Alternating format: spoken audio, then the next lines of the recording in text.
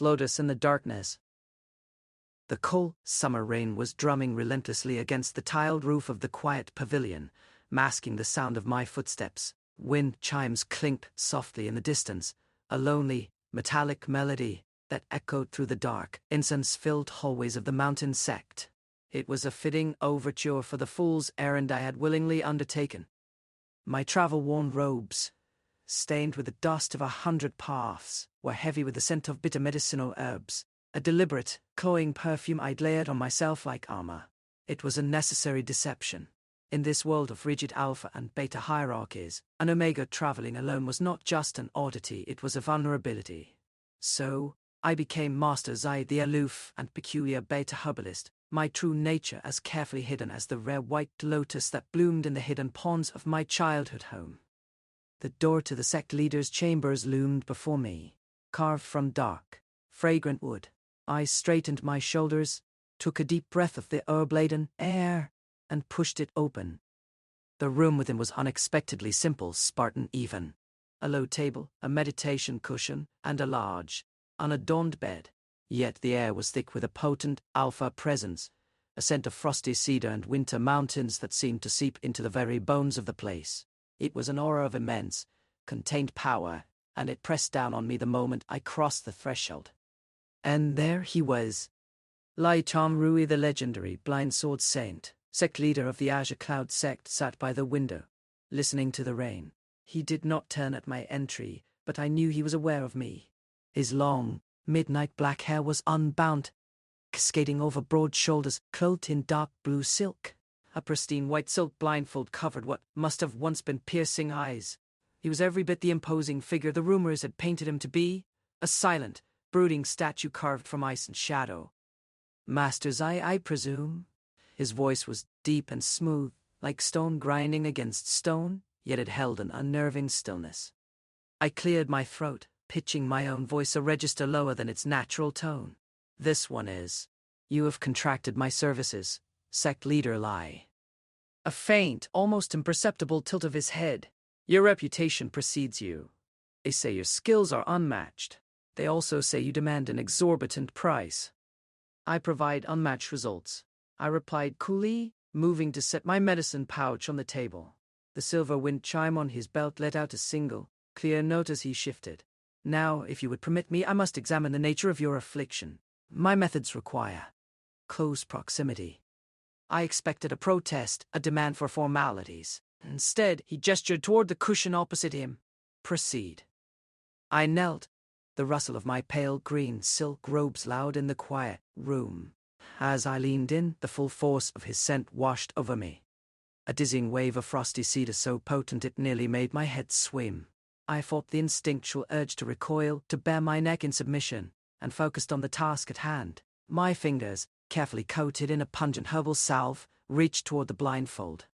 The moment my skin came within a breath of his, a shudder ran through him. His powerful frame went rigid. I froze. What is that scent? He rasped, his head snapping toward me. He couldn't see me, but he was looking directly at my soul. Beneath the ginseng and wormwood, there is something else. My heart hammered against my ribs. My suppression pills were the best money could buy.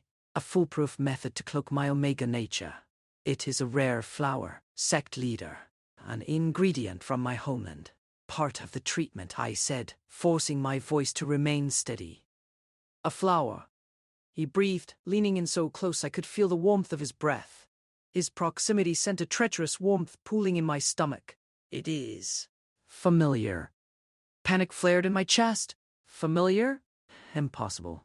He was the sect leader of a remote mountain sect, a warrior who had likely never stepped foot in the southern marshes where my kind grew in secret. I was being paranoid.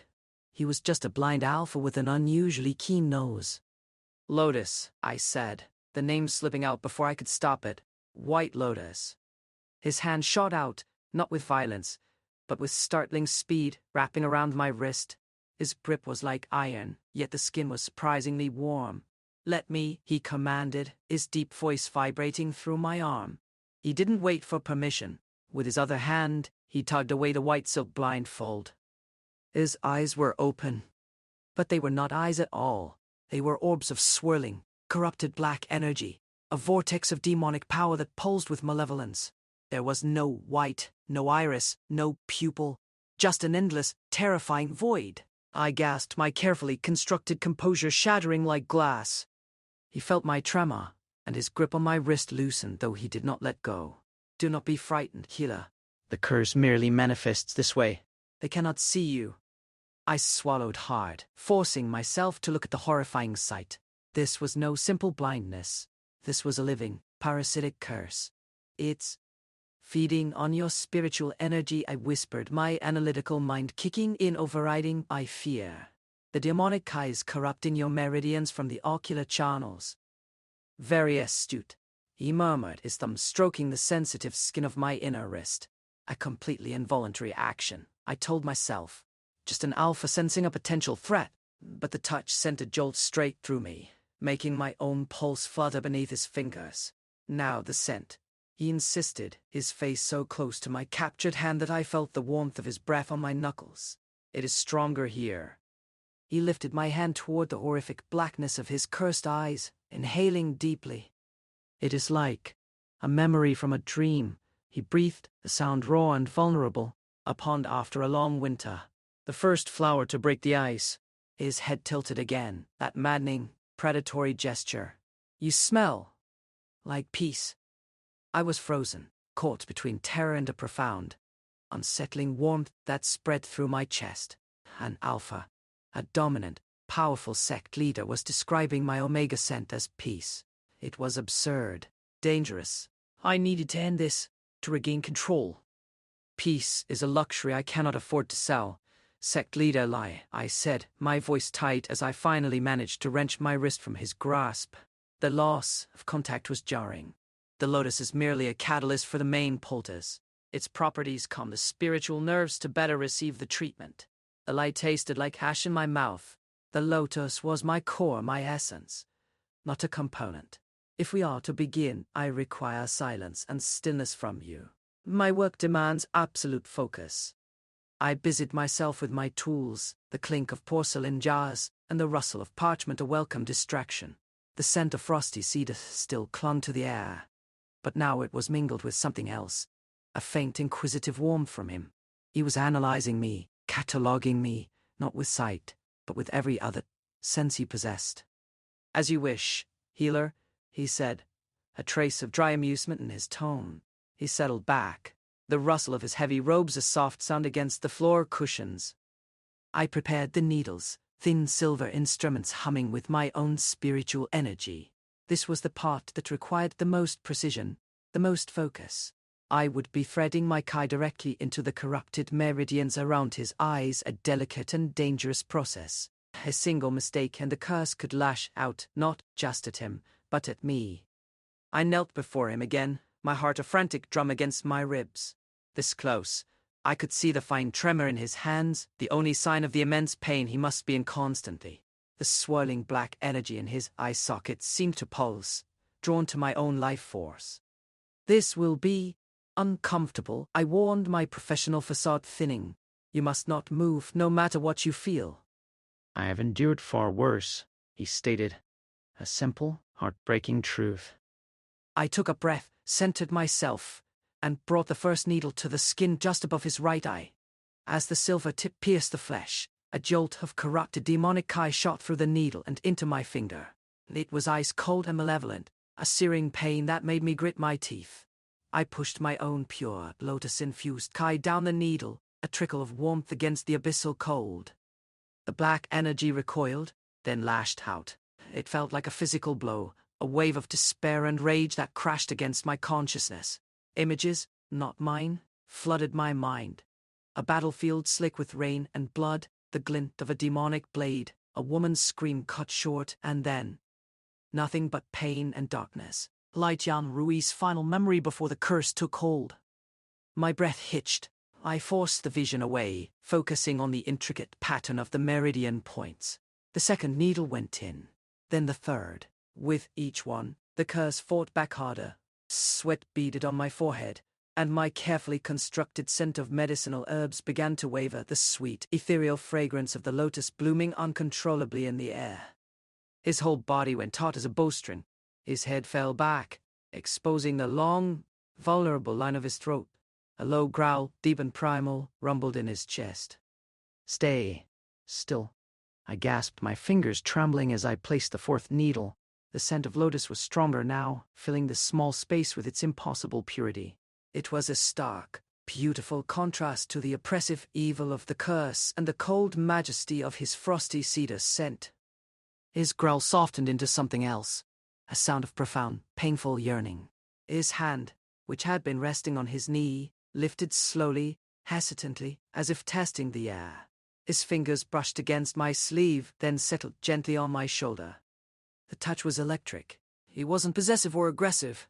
It was grounding, as if he were a drowning man and I were the only solid thing in a churning sea. The scent of frosty cedar seemed to warm, losing some of its intimidating edge, blending with my lotus into something intoxicating, something that whispered of ancient forests and hidden springs. "The lotus," he murmured, his voice strained. "It's getting stronger. Why?" Side effect, I lied, my concentration fraying. The demonic high was relentless, a torrent of darkness battering against my own. The cleansing process. It stirs dormant energies. Do not be alarmed. My faint deep voice was cracking, the strain too much. I sounded more like myself, higher, softer. I prayed he wouldn't notice. He didn't answer. His thumb began to stroke my shoulder, a slow, rhythmic movement that was both a comfort and a torment. I could feel the heat of him through the layers of my silk robes, a warmth that spread through me, chasing away the chill of the demonic energy. My own body was betraying me, my omega instinct screaming that this was safety, this was home. It was the most dangerous illusion of all. I had to finish. With a final, desperate push of my spirit, I guided the last needle into the final point. The moment it settled, a blinding white light erupted from my fingertips, engulfing his face. A high-pitched shriek, not of this world, echoed in the room as the cursed Kai was forcibly expelled from the ocular meridians. The pressure in my mind vanished, and I slumped forward, my forehead resting against his knee, utterly spent. For a long moment, there was only the sound of the rain, our ragged breaths, and the gentle, melodic chiming of the silver bell on his belt as he trembled. His hand moved from my shoulder to the back of my neck, his fingers tangling gently in the tie of my hair. "Your scent," he said, his voice raw, stripped of all its earlier authority. It was quiet, reverent. "The herbs, they're gone. All I can smell is the lotus." Panic, cold and sharp, cut through my exhaustion. The suppression pills had failed completely. I had pushed too hard, and my own spiritual energy, the very core of my omega nature, had overwhelmed them. I was exposed. Utterly, terrifyingly exposed. I pushed myself up, scrambling backward on the polished wooden floor, creating as much distance as I could. I fumbled with my medicine pouch, my fingers clumsy and weak. "The treatment is finished for today," I said, my real voice.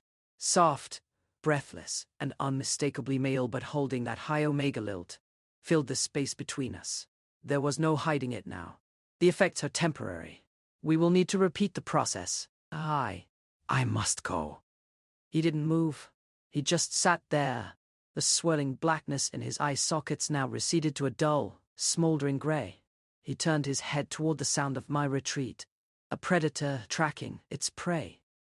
"Stay," he commanded. It wasn't a request.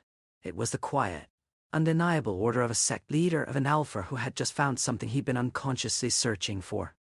"I cannot," I stammered, shoving my supplies back into my pouch. "My work is done. The fee." "To hell with the fee," he cut in, his tone hardening. "Who are you?" "I am Master's Eye, the healer you hired." I insisted, my back hitting the far wall. I was cornered, trapped. The room suddenly felt impossibly small, the scent of frosty cedar and blooming lotus a cloying, intoxicating fog. "That was a lie," he stated. He pushed himself to his feet with an easy grace that was terrifying for a blind man. He was so much larger than me, a wall of muscle and contained fury. He took a single step forward, the silver bell on his belt chiming softly. "Your voice, your scent, you are an omega." A cold dread washed over me. It was one thing to be suspected, another to have it stated as fact by the most powerful alpha in the region. My mind raced, searching for an escape, a lie, anything. And a male one, at that, he added, taking another step. The audacity to march into my sect, into my private chambers under such a profound deception. He wasn't angry, not yet. He was intrigued, and that was far more dangerous. Why? Why does it matter? I shot back, a spark of my usual defiance returning. I came to heal your eyes. Did I not succeed? A slow, sharp smile touched his lips, a terrifying and beautiful sight. You did. For a few moments, the pressure lessened. The curse quieted. I have not known a single moment of peace in 2 years until you put your hands on me. So yes, you succeeded. And that makes you infinitely more valuable and infinitely more dangerous than you were when you walked in that door. I pressed myself fatter against the wall. The cool would pour comfort. My payment has already been arranged. A large sum of spirit stones delivered to a secure location. Once I am gone, you will never see me again. Oh, but I will, he contradicted, his voice low and certain. He was close now, so close I could feel the heat radiating from his body. A scent of frosty cedar enveloped me, no longer cold and intimidating, but warm, like a winter forest blanketed in snow, safe and silent. My treacherous body relaxed, my omega senses singing in response. You are the only one who has ever been able to touch the curse without being consumed. Your scent, your spiritual energy, the lotus, it is the antithesis of the demonic energy. You are the antidote. I am a healer, I said, my voice barely a whisper. That is all. A healer lies about his very nature, he murmured. He lifted a hand, not to strike me, but to gently trace the line of my jaw. His touch was hesitant, as if he were afraid I might shatter. Your skin is so soft, like flower petals. His fingers paused at my throat, right over my frantically fluttering pulse. Tell me your name, your real name. I could not speak. The proximity, the gentleness of his touch, the way my scent was now mingling with his, creating a new, intoxicating fragrance in the air. It was overwhelming. I felt my control slipping, the walls I had built around myself for years crumbling into dust. Xilan, I heard myself say. The name escaped my lips without my permission, a surrender I couldn't take back. He repeated my name, his lips shaping the syllables as if they were a prayer. Xilan, he breathed. The sound of my name from his lips sent a shiver down my spine. It suits you, a hidden orchid in a forgotten valley. I wanted to run, to disappear, to escape this impossible situation. But I was rooted to the spot, a moth drawn to a flame that could either save me or burn me alive. His fingers lingered on my throat, a silent question hanging in the air between us. The wind chimes on the eaves outside sang a lonely melody, and the rain continued its steady rhythm against the roof, a timeless song of secrets and revelations. Stay, he said again, but this time it was not a command. It was a plea, raw and vulnerable. Just for tonight. The rain is heavy. The mountain paths are treacherous. He was offering me an excuse, a way for me to save face, to pretend I was staying for practical reasons and not because I was inexplicably drawn to the blind, powerful alpha who held my fate in his hands. I should have refused. I should have gathered my things and fled into the storm, using the darkness as my cover. But as I looked into the sightless, swirling grey of his eyes, I saw not a predator, but a man in pain. A man who had been alone in the dark for 2 long years, who had just experienced the first glimmer of light of peace from an unexpected source. And I, the rogue who valued freedom above all else, found myself unable to turn my back on him. A room will be prepared for you, he said, interpreting my silence as acceptance. He finally stepped back, creating a sliver of space between us, and the sudden absence of his touch was a cold shock. You will have your privacy.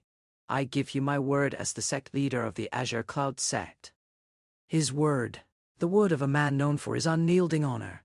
It was the one thing he had left, besides the curse that bound him. It was a currency I could trust. Very well, I said, my voice still barely a whisper. Until the morning.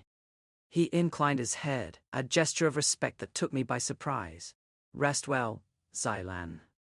I gathered my medicine pouch, my hands trembling slightly. and followed a silent servant out of the sect leader's chambers and into a guest room nearby. The room was simple but elegant, with a low table set with a pot of brewing spiritual tea and a plate of delicate pastries. The window overlooked a misty bamboo forest, the stalks swaying in the wind. It was a peaceful sanctuary, but my mind was anything but calm. I sat on the edge of the bed, my body aching with exhaustion. The events of the day replayed in my mind, a chaotic jumble of fear, desire, and a strange, burgeoning affection. Lai Tianrui's touch, his words, the way he had said my name. It was all a dizzying, terrifying whirlwind. I poured myself a cup of tea, the fragrant steam a small comfort in the suffocating silence. I had always prided myself on my independence, my ability to navigate the treacherous world of cultivators and alphas on my own terms. But now I was trapped by my own deception, by the undeniable pull of a bond I couldn't explain, and by the unwavering intensity of a man who could not even see me. As the night wore on, the rain softened to a gentle drizzle. I lay down, my body finally succumbing to the exhaustion that had been tugging at me all day. But sleep would not come. My senses were on high alert, my omega instincts humming with awareness of the alpha in the next room. I could feel him, a steady, comforting presence in the darkness, a beacon of frosty cedar that called to my very soul. The next morning, I woke to the sound of birds singing and the gentle clinking of wind chimes. The storm had passed, and the world outside was washed clean and new. I dressed quickly, my movements practiced and efficient. I had a choice to make. I could leave, fulfill my contract, and never look back. Or I could stay and face the unknown dangers and desires that awaited me in the company of Lai Tianrui. In the end, the choice was not a choice at all. I was a healer, bound by an oath to do no harm. And I knew, with a certainty that settled deep in my bones, that leaving him now would be a greater betrayal than any deception I had already committed. I found him in the same pavilion where we had met the day before. He was sitting on a stone bench in a small, enclosed garden, his face turned toward the rising sun. The morning light caught the silver in his hair, making him look like a deity descended from the heavens. "You're still here," he said, not turning as I approached. His hearing was indeed remarkable. "I gave you my word," I replied, my voice still soft, no longer bothering with the charade of a lower pitch. "We have work to do." He turned his head, a small smile playing on his lips. "I was hoping you would say that." We worked through the day in a tense but productive silence. The second treatment was easier than the first, the demonic energy less volatile, as if it were growing accustomed to my presence. I focused solely on my craft, my fingers moving with practiced precision as I guided my kai through the cursed meridians. Lai Tianrui remained perfectly still, his breathing even, his body a canvas of coiled strength. The only sounds were the rustle of my robes, the soft clinking of the silver bell on his belt when he shifted, and the distant, melancholic strains of a gyukin being played somewhere in the sect.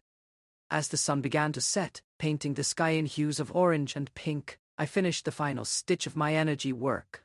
I slumped back, the familiar exhaustion washing over me, but there was also a sense of accomplishment. The dark energy in his eyes had receded further, now a faint, smoky gray instead of a swirling abyss. "It's working," I said, a note of wonder in my voice. "The curse is weakening." "It is," he agreed, his voice thoughtful. "But it is not just your needles, Zai Lan. It is your presence." I stiffened, the familiar wariness returning. "My presence has nothing to do with it." "It is the purity of my spiritual energy, the properties of the lotus." "Is that what you tell yourself?" he interrupted, a hint of amusement in his tone. He turned his sightless face toward me, a small, knowing smile on his lips. "You feel it too, don't you? This connection, this resonance between our energies." I didn't answer. I couldn't, because he was right. There was a connection, a strange and powerful bond that seemed to strengthen with each treatment. It was as if our souls were speaking to each other in a language beyond words, a language of sentient energy and instinct. The scent of frosty cedar and blooming lotus filled the air between us, a heady, intoxicating mix that made my head spin and my heart race. "Come," he said, rising from the stone bench. "Walk with me." I hesitated, my mind screaming at me to refuse, to maintain a safe distance, but my feet seemed to have a will of their own, and I found myself falling into step beside him. We walked through the sect's meticulously maintained gardens, the path smooth beneath our feet. He moved with an unerring confidence, his steps sure and steady, as if he could see the winding paths and blooming flowers with some inner eye. The silver bell on his belt chimed a soft, rhythmic melody, a counterpoint to the evening birdsong. "This place was my mother's favorite," he said, his voice quiet. "She loved the wisteria. Said it reminded her of tears and stars all at once." I looked up at the cascading purple flowers hanging from a wooden trellis above us, their sweet, heavy fragrance mingling with the scents of cedar and lotus in the air. It was a strange, beautiful harmony. "It's beautiful. She was the one who taught me to play the gyukin," he continued, stopping before a small, elegant pavilion overlooking a koi pond. "She said music was the language of the soul, a way to express what words could not." He moved to sit on a stone bench inside the pavilion, patting the space beside him. "Play for me, Xilan." "I don't." "I know you can," he said, a knowing smile in his voice. "A healer's hands are sensitive to the flow of energy. The gyukin is no different. It is an instrument of energy, of emotion." I sat down beside him, my heart pounding against my fingers. I had not touched a gyukin in years, not since I left my home. Not since I buried my old life beneath layers of deception and lies. But as my fingers brushed against the silk strings, a familiar thrill shot through me, a ghost of a forgotten joy. I began to play a simple, melancholic tune that my mother had taught me. A song of lost love and longing. The notes filled the quiet evening air, a raw, unguarded expression of the sorrow I had carried with me for so long. I closed my eyes, letting the music flow through me. A river of emotion that had been dammed up for far too long. Lai Tanrui listened in silence, his head tilted, a look of profound concentration on his face. As the last note faded into the twilight, he reached out and took my hand. His touch was gentle, a stark contrast to the powerful Alpha who had commanded me to stay just the night before. "You carry a great sadness in you, Xilan," he said, his thumb stroking the back of my hand in a slow, comforting rhythm. "A sadness as deep and vast as the sea." I tried to pull away, but his grip tightened, not with force, but with a quiet insistence that stole the fight from me. "I am a healer. I see suffering every day, and it is only natural that some of it would cling to me." "This is not the suffering of others," he countered, his voice soft but firm. "This is your own, a pain you have hidden away even from yourself." I didn't respond, my mind a chaotic storm of emotions. I had spent years building walls around my heart, convincing myself that I was content with my life of solitude and deception. But here, in the quiet of the garden, with the scent of wisteria and cedar and lotus swirling around us, those walls were beginning to crumble. "Tell me," he urged, his voice a gentle caress. "Let me share your burden." I looked at our joined hands, at the stark contrast between his strong, callous fingers and my own, slender and pale. I had never allowed anyone to get this close, never let anyone see the vulnerability beneath my witty, sarcastic facade. But with Lai Tianrui, it felt different. He was blind, yet he saw me more clearly than anyone ever had. "My family," I began, my voice barely a whisper. They were not like me. They were proud alphas and betas from a long line of warriors. They had great plans for me. "And you disappointed them," he guessed, his voice filled with a surprising empathy.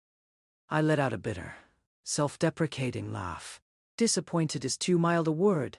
"When my nature manifested, when they learned I was an Omega, it was a disgrace. A stain on their honor. They gave me a choice. Be bound to an alpha of their choosing, a man old enough to be my grandfather, or be cast out." I could feel the anger radiating from him, a cold fury that made the air crackle. His grip on my hand tightened, a possessive, protective gesture that sent a shiver down my spine. "They cast you out." "They did," I confirmed, a hollow ache in my chest. "I was 15. I took what little money I had, and I ran. I learned to hide my scent, to change my voice, to be someone else. I became Master's Eye, the rogue herbalist." It was the only way I could survive. We sat in silence for a long moment, the weight of my confession hanging between us. The last rays of the sun disappeared below the horizon, and the world was bathed in the soft, ethereal light of the rising moon. "You're not a disgrace, Xilan," he said, his voice slow and intense, a vow in the darkness. You are the strongest person I have ever known. I flinched at the sincerity in his tone, a raw, unguarded praise that I hadn't heard in over a decade. It was too much, too soon. I tried to pull my hand away again, but he held fast, bringing my knuckles to his lips. The touch was feather-light, a startlingly intimate gesture that stole the breath from my lungs. "Their loss is my gain," he murmured against my skin. "They threw away a priceless treasure, and I am the one who found it." My heart hammered against my ribs, a frantic, wild rhythm. His scent of frosty cedar enveloped me, no longer cold and intimidating, but warm and protective, a fortress against the world. And my own scent, the sweet, ethereal fragrance of the lotus, bloomed in response, a silent surrender to the undeniable pull between us. I had to get away. This closeness, this intimacy, it was a dangerous luxury I couldn't afford. "I should go," I said, my voice trembling. "It's late." "Stay," he said again, the same word he had used the night before, but this time it was not a command or a plea.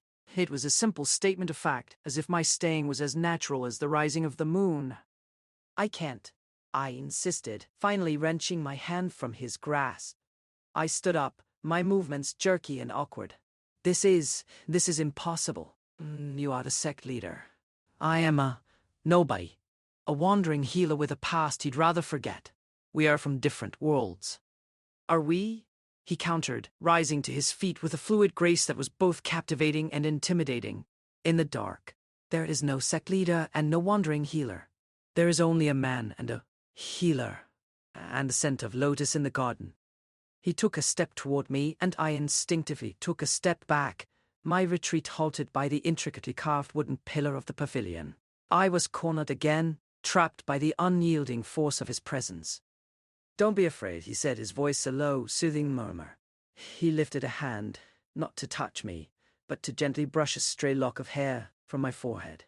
His fingers lingered for a moment, tracing the shape of my brow, the line of my cheekbone. His touch was electric, a jolt of pure, adulterated sensation that made my whole body tremble. "I'm not afraid," I lied, my voice a breathless whisper. "I am prudent." A low chuckle rumbled in his chest, a sound that was both amused and deeply intimate. "Is that what you call it? Prudence?" He leaned in closer, his scent of frosty cedar washing over me, a dizzying, intoxicating wave of pure alpha. "You can lie to me with your words, Silan. You can even lie to me with your hands, but you cannot lie to me with your scent." His other hand came up to rest on the pillar beside my head, effectively caging me in. I was trapped, not by force, but by a net of scent and sensation and raw, undeniable attraction. My omega instincts were screaming, a chaotic chorus of run and submit and stay that was driving me to the brink of madness. "Your lotus is blooming," he murmured, his lips so close to my ear that I could feel the warmth of his breath. "It is crying out for me.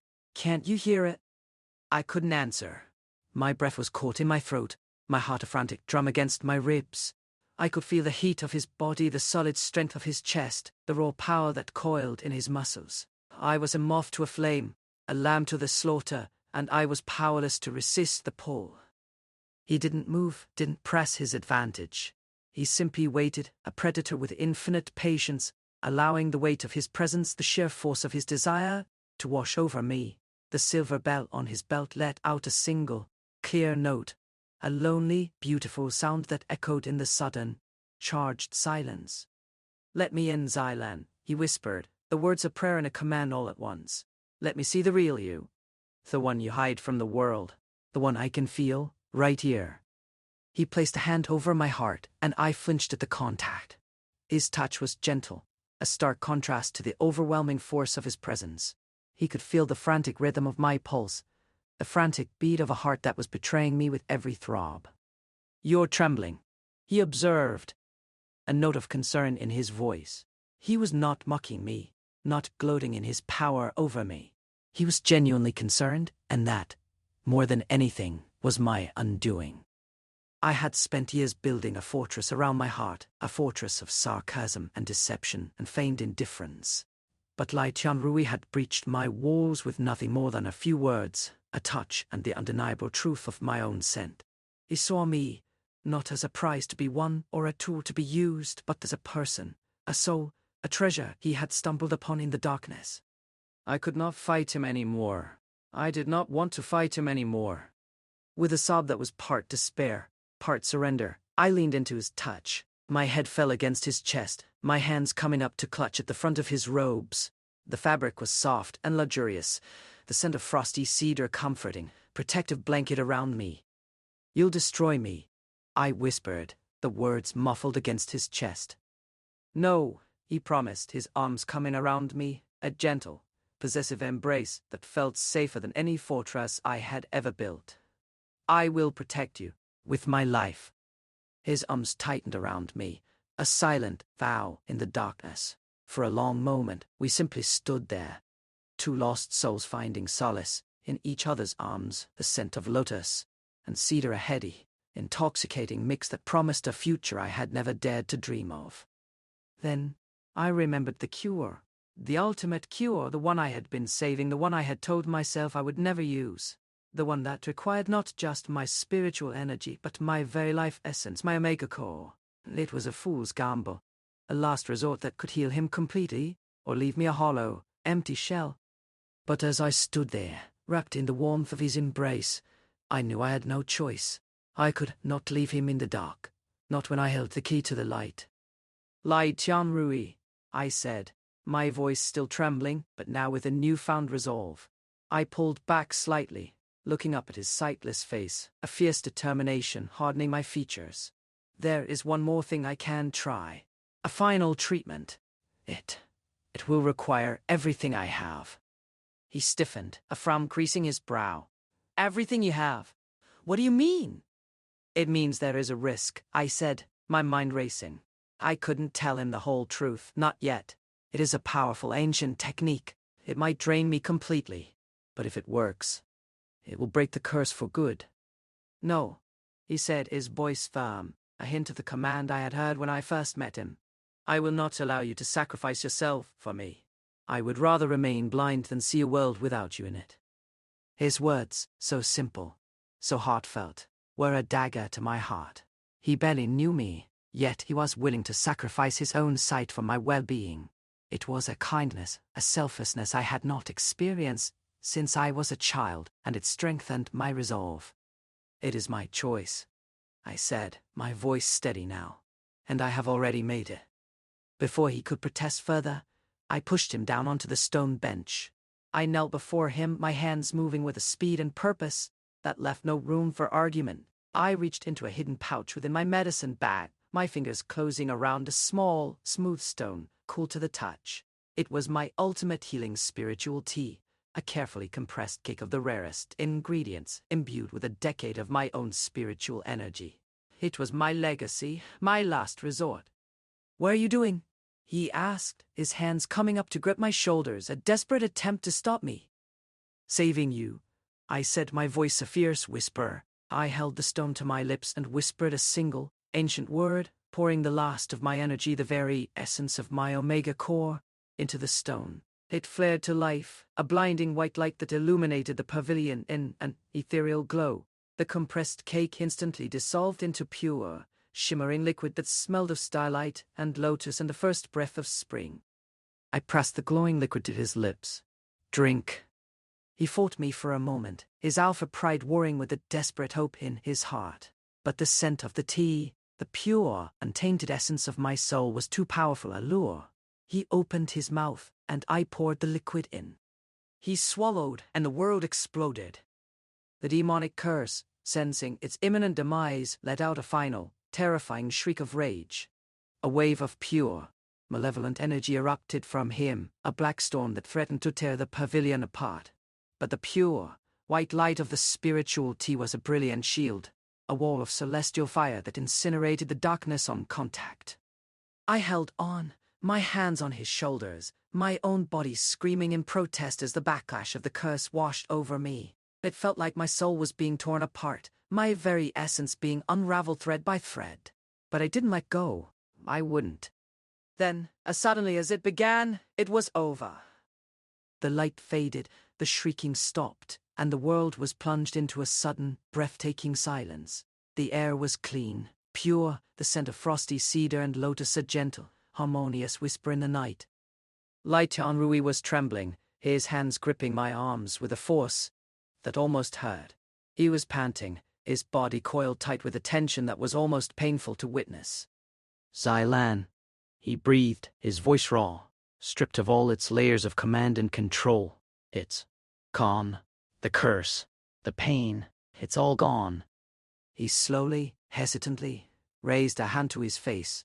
His fingers trembled as they found the knot of the white silk blindfold. With a single, decisive movement, he pulled it away.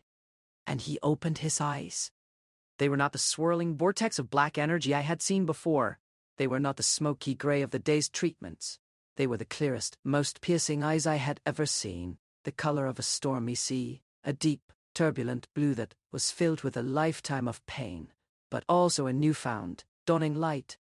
He blinked, his eyelids fluttering as they struggled to adjust to the dim light of the rising moon. Then, he focused. He focused on me. His gaze was a physical touch, a warm, caressing weight that settled on my skin, in my soul. He saw me. Not the rogue healer, not the beta in disguise, not the disappointment of a proud family. He saw Xilan, the real me. And in the depths of those stormy sea eyes, I saw a reflection of myself, small and pale and vulnerable, but also cherished. Your hair, he whispered, his voice filled with a sense of wonder. It's the color of moonlight on water. He reached out, his fingers gently tracing a strand of my dark brown hair. And your eyes, they're the color of honey in the sun. I couldn't speak. I could only stare, my heart a frantic, wild rhythm against my ribs as he drank in the sight of me as if he were a man dying of thirst and I was the only source of water in a vast, empty desert. You're beautiful, he breathed, the words a simple, heartfelt truth that shattered my soul into a million pieces, more beautiful than I could have ever imagined. His gaze dropped from my face, traveling down the length of my body, a slow, deliberate perusal that was both possessive and worshipful. He took in my slender form, my delicate features, the pale green silk of my robes. He was seeing me, not as an object of desire, but as a work of art, a masterpiece of creation that he was only now discovering. Then he saw the faint, shimmering aura that surrounded me, a soft, ethereal glow that only someone with a powerful spiritual sight could perceive. He saw the pure, untainted essence of my omega core, now laid bare, a radiant beacon in the darkness. Your scent, the lotus, he murmured, a look of dawning comprehension on his face. It's not a flower, it's you. It's your soul. I could only nod, a single, silent tear tracing a path down my cheek. Fated partners, he breathed, the words a revelation, a vow, a prayer. All this time, the resonance, the connection, it wasn't just the curse. It was us. We were meant to find each other. He rose to his feet, pulling me up with him. His hands cupped my face, his thumbs gently wiping away my tears. His gaze was intense, a fiery, consuming passion that burned away all my fears, all my doubts. I have spent 2 years in darkness, he said, his voice a low, intense murmur, but I would willingly spend an eternity in it again, if it meant I would find you at the end of it. And then he kissed me. It was not a kiss of conquest or possession, but a kiss of homecoming, of two lost souls finally finding their way back to each other. His lips were warm and firm, a stark, welcome contrast to the cold, lonely years I had spent on the run. I kissed him back with all the desperation and longing of a lifetime spent in hiding, a silent surrender to the undeniable truth of our bond. The world around us faded away, the scent of lotus and cedar a swirling, intoxicating fog, a promise of a future I had never dared to dream of. In his arms, I was no longer a rogue healer, no longer a disappointment, no longer a man on the run. I was Xilan, and I was home. When we finally broke apart, we were both breathless, our foreheads resting against each other. The world slowly came back into focus, the quiet garden, the shimmering moonlight, the gentle chirping of crickets in the night. Stay with me, he said, his voice a raw, vulnerable plea. Forever. I looked into his stormy sea eyes, at the reflection of the moon and stars, and a future I had never dared to imagine, and I knew with a certainty that settled deep in my soul that my days of running were over. "There is nowhere else I would rather be," I promised, my voice a soft, steady whisper. He smiled, a true, genuine smile that reached his eyes and made them sparkle with a light that could outshine the sun. He took my hand, his fingers lacing with mine, a perfect, unbreakable fit. And as we stood there hand in hand under the watchful gaze of the moon and stars, we knew that this was not an ending, but a beginning. A new chapter in a story that was just getting started, a story of a blind sword saint and a rogue healer, a story of love and sacrifice and the unbreakable bond of two souls who had found each other in the darkness. I was no longer afraid. I was no longer alone. And as I looked into the eyes of the man who had seen the truth of my soul, I knew, with a certainty that filled me with a warmth that chased away the last of the shadows, that I was finally, truly home. The world came back into focus not with a jolt, but as a slow, gentle tide of reality. The crisp night air on my damp cheeks, the solid warmth of Lai Tianrui's hand in mine, the distant, lonely cry of a night bird. They were all sensations of a world I thought I had lost forever, now returned with an impossible, brilliant clarity. "Your Highness," a hesitant voice called from the shadows of the garden path. An elderly man, the sect steward, stepped into the moonlight, his face a mask of deep concern and confusion. He held a lit lantern, its gentle glow illuminating the disarray of the pavilion. The scorched stone, the overturned table, the two of us clinging to each other like survivors of a shipwreck. We felt a massive spiritual disturbance. Are you all right?" Lai Tianrui's grip on my hand tightened, a silent reassurance. He turned toward the steward, and for the first time the old man did not receive the sightless, stoic profile of his leader. He received the full, devastating force of Lai Tianrui's open gaze. The steward gasped, the lantern slipping from his numb fingers and clattering to the ground. He stumbled back a step, his eyes wide with a terror and awe that verged on madness. Your eyes. "I can see, Uncle Wai," Lai Tianrui said, his voice no longer a command, but a simple statement of fact, imbued with a quiet, profound joy. "The curse is broken." The steward stared, then looked at me, a dawning, incomprehensible understanding in his gaze. He saw my pale face, my tear-streaked cheeks, the way I leaned into his sect leader's touch. He saw the truth without it ever being spoken. A slow, wonder-filled smile spread across the old man's face, crinkling the corners of his eyes. He bowed, a deep, respectful bow that held none of the formality of station, only the heartfelt gratitude of a man who had seen a beloved prince return from the dead. "Then we owe you a debt that can never be repaid, Master Zai." "He is not Master Zai," Lai Tianrui said, pulling me slightly forward, presenting me not as a servant but as an equal. "This is Zai Lan. And he is not our debtor. He is my savior. He is my fated partner." The words, spoken so plainly, so publicly, sent a shockwave through me. It was one thing to accept it in the quiet of the garden, another to have it declared as an unshakable truth to the world. I felt a fresh wave of tears sting my eyes, but this time they were not tears of fear or sorrow, but of overwhelming, breathtaking relief. "Zai Lan," the steward repeated, the name a sacred whisper on his lips. He bowed again, this time to me. "Welcome home." Home. The word echoed in my soul, a beautiful, impossible dream that had somehow become my reality. I looked at Lai Tianrui, at the clear, stormy sea of his eyes, at the love and adoration that shone there so brightly it could have lit up the entire sect. "Let's go inside," he said, his thumb gently stroking the back of my hand. "You need to rest. We both do." He led me from the garden, not back to the guest room I had occupied, but through a different set of doors down a private, winding hallway that led to the heart of the sect leader's quarters. The room was spacious and elegant, with a large, canopied bed draped in dark blue silk, a crackling fire in a stone hearth, and a wide balcony that overlooked the mist-shrouded mountains. He pulled me toward the fire, wrapping a heavy, fur-lined cloak around my shoulders.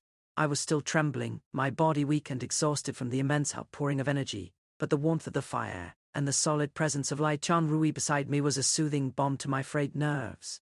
"I'll have the steward bring some food and warm wine," he said, his hands gently rubbing my arms, a familiar, comforting gesture. "No," I said, my voice soft but firm. I reached up and placed a hand on his chest, right over his heart. Just stay with me. Please. He nodded, his gaze never leaving mine. He sat down on the plush rug in front of the fire, pulling me down with him until I was nestled in his arms, my back against his chest, his chin resting on top of my head. We sat in silence for a long moment, just listening to the crackle of the fire and the steady, reassuring beat of his heart against my back. I was so scared. I confessed, my voice barely a whisper. For so long I was so scared of being found out, of being trapped. I built a fortress around my heart, and I told myself it was for my own protection, but it was also a prison. You're not in a prison anymore, he murmured, his arms tightening around me. You're free. With me. I tilted my head back, looking up at him at the clear, stormy sea of his eyes. I never thought I'd have this, I said, my voice thick with emotion. I never thought I'd have someone who saw me, who knew me, and who wanted me anyway. Not just wanted you, he corrected, his thumb gently stroking my cheek. Loves you. I love you, Xilan. The words, so simple, so profound, were a balm to my soul, a healing salve that soothed the old wounds I had carried for so long. I leaned into his touch, my eyes fluttering shut, a single, happy tear tracing a path down my cheek. I love you too, I whispered, the words a sacred vow, a promise of a future I had never dared to imagine. He leaned down and kissed me, a slow, tender kiss that tasted of wine and starlight and the sweet, heady promise of forever. It was a kiss of homecoming, of two lost souls finally finding their way back to each other. When we finally broke apart, we were both breathless, our foreheads resting against each other. The end.